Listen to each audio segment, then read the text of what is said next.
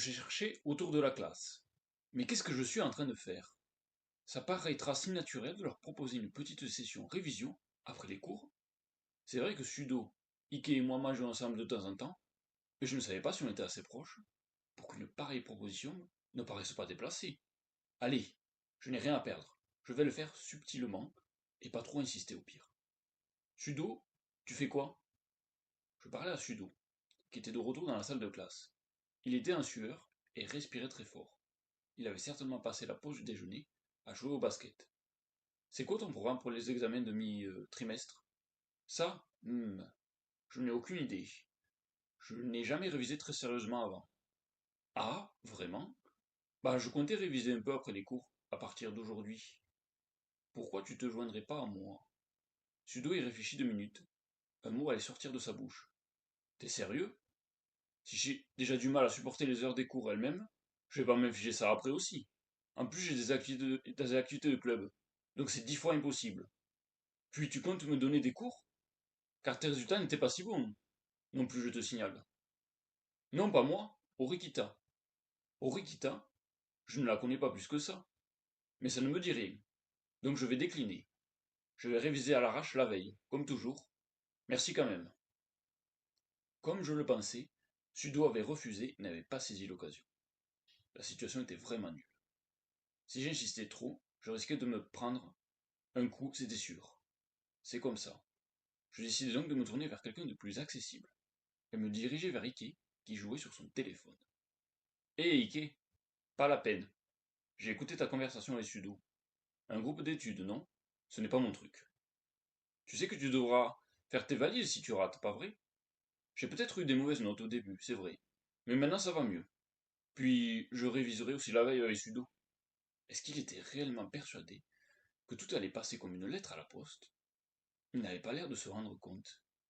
Si le premier examen n'était pas surprise, j'aurais largement eu plus de 40.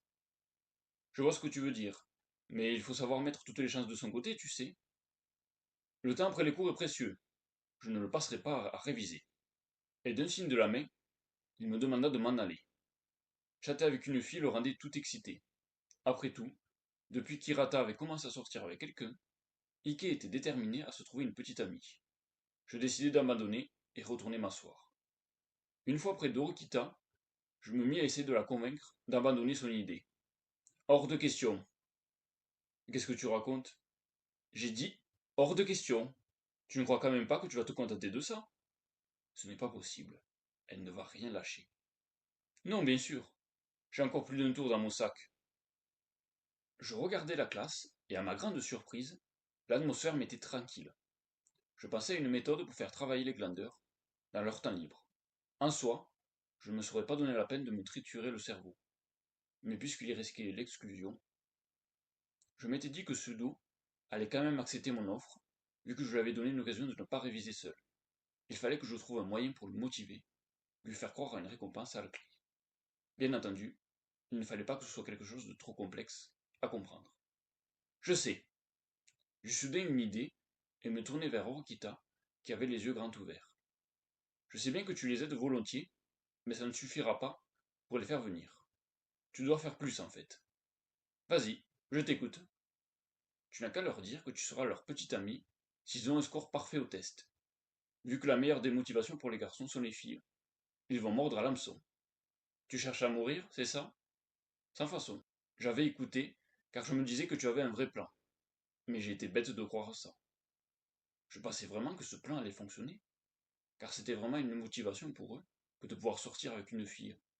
Mais Orokita ne comprenait pas le cœur des garçons. Bon, un bisou sur la bouche alors.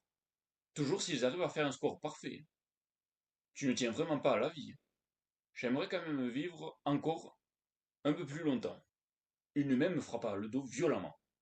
Orikita ne montrait aucun signe d'acceptation, malgré l'efficacité du plan. C'était un retour à la case départ.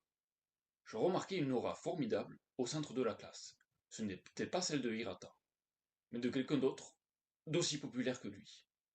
C'était Kushida Kikyo. Elle était radieuse et pétillante.